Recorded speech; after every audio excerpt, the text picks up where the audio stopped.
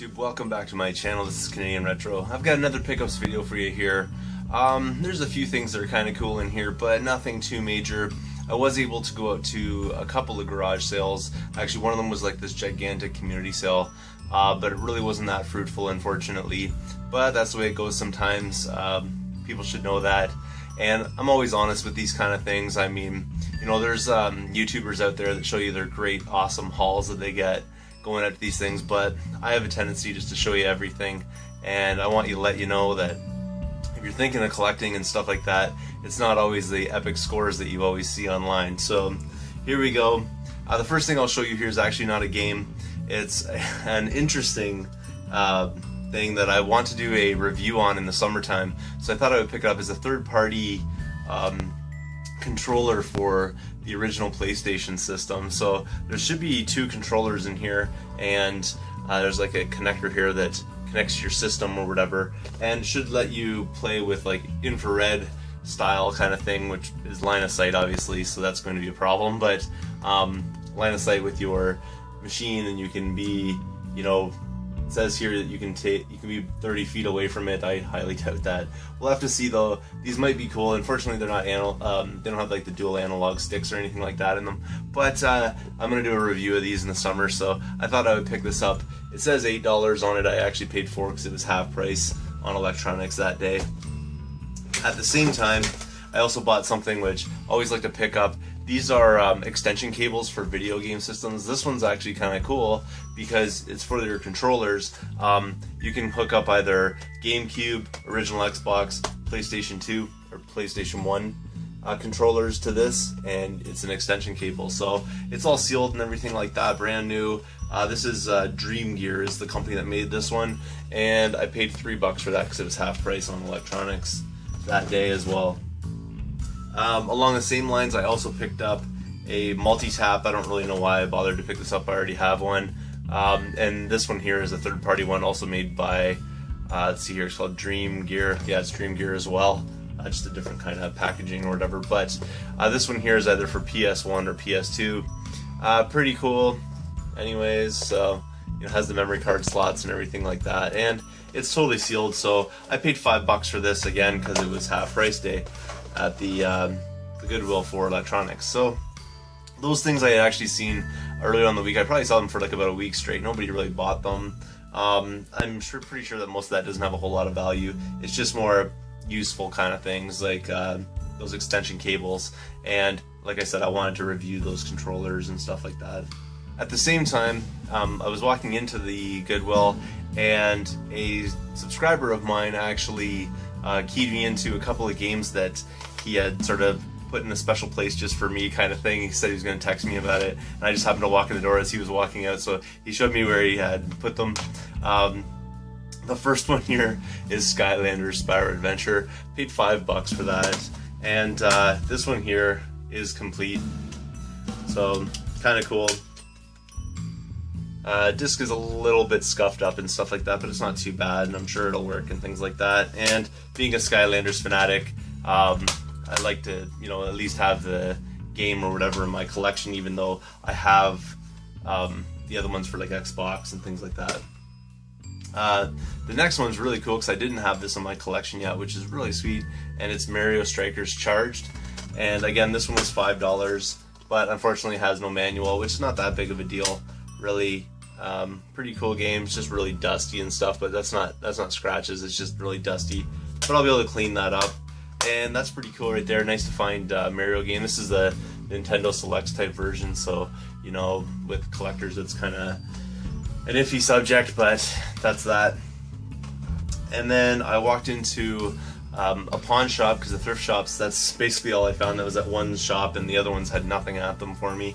So I walked into the pawn shop, and I found 3 games that I really wanted to get in my collection and didn't have already. And although I do have one of these actually on the PlayStation 2, I'm trying to sort of replace any PlayStation 2 games that are multi-plat with Xbox, because I like the Xbox more, and I know like that's whatever issue with a bunch of people. They're probably going to complain about it. They love the PS2 more than the original Xbox, and that's not really what I'm talking about. What I'm talking about is multi-plat games look way better on Xbox than they do on PlayStation 2 from what I've experienced. So I'm always going to replace any multi-plat games from my PlayStation 2 collection with ones from the original Xbox. That's just the way it's going to go. So the first one here is they're all platinum hits, but Namco Museum.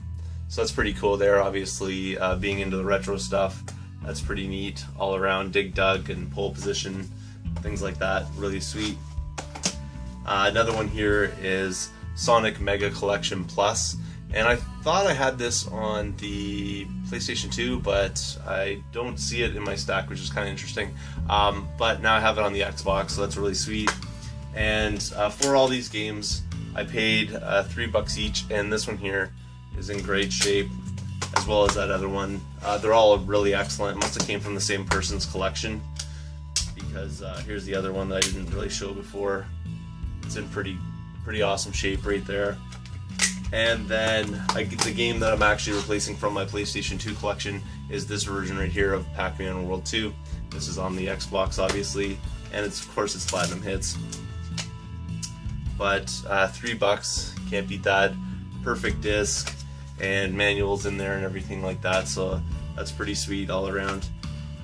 So that was my stop at the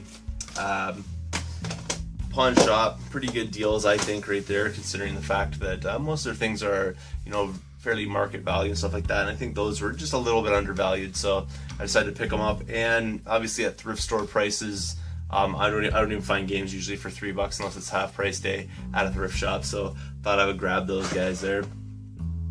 Moving on, I went to this community sale that was nearby. There was really nothing there. I must have talked to, I don't know, probably at least 30 houses or something like that. Like, I walked up to a whole bunch of things. It's like every second house there was something there, but I just could not really get anything that great.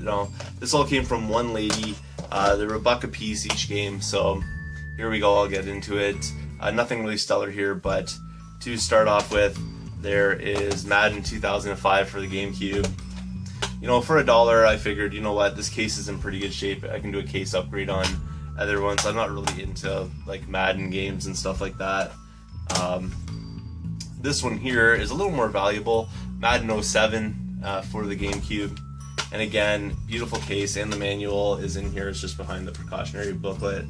So it's in great shape too. I already checked it out. So that's that there. Paid $1 for that. $1 for this one as well. Is unfortunately a Blockbuster copy of Harry Potter and the Prisoner of Azkaban. I think that's how you say it. And it's not in the world's greatest shape because obviously this was a rental, but it should be able to play. And I do have this game already, so I'll have to check and see. This disc might even be better. It's really hard to say. I don't think it could possibly be, though. Moving on, I picked up another one, which is really unfortunate that it's not complete, as it is a semi-valuable game for some reason. Unfortunately, it's a Blockbuster rental, so again, the condition's not really perfect. It should play. I'm not too worried about that, but it's, what's it called? Disney Extreme Skate Adventure. I don't know anything about this game. I've never seen any footage for it before, but I saw some GameCube stuff and I decided to grab it because GameCube's not the easiest thing to come across these days. Moving on, more GameCube stuff. This is MLB Slugfest 2003, and it's complete as well. So manual, everything's in there, and pretty decent shape. Just needs to be cleaned. It's kind of dusty or whatever, but pretty cool right there. And again, $1 for that one, so not too bad at all. And then finally, a brand new copy of SOCOM Tactical Strike for the PSP.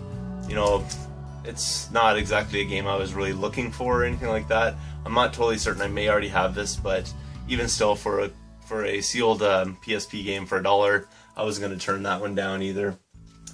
The last thing that I found here was actually on half price day for electronics as well. Pretty cool find, I think. I haven't tested it out to see that it works. It's a PlayStation 2, and this guy here comes with all the cables except for the AV cable, which isn't a big deal because I have extras of those. So I'll kind of get into that. Here's a couple of controllers and the power supply. I'm not going to take all this apart for you, but the controllers look good. They look like they're in good shape. So That's pretty sweet right there. And then the console itself has maybe a couple scratches on the top, but it's pretty decent all around. So not too bad really. And let's see, I remember there was a game here. Oh yeah, Need for Speed Most Wanted was inside of it. So pretty cool. I didn't even check the disc condition on that, but let's see here. That's in really good shape. So I'll have to see if mine needs an upgrade or something like that. It is a greatest hits edition though. And I know it says 20 on there, but like I said, I paid half price for this, so it was $10 for a complete system minus the AV cord. Thought it was a pretty good deal, so thought I would pick it up. Thanks again for watching. If you haven't subscribed yet, please do. Feel free to thumbs up this video, comment down below, and I will see you all later.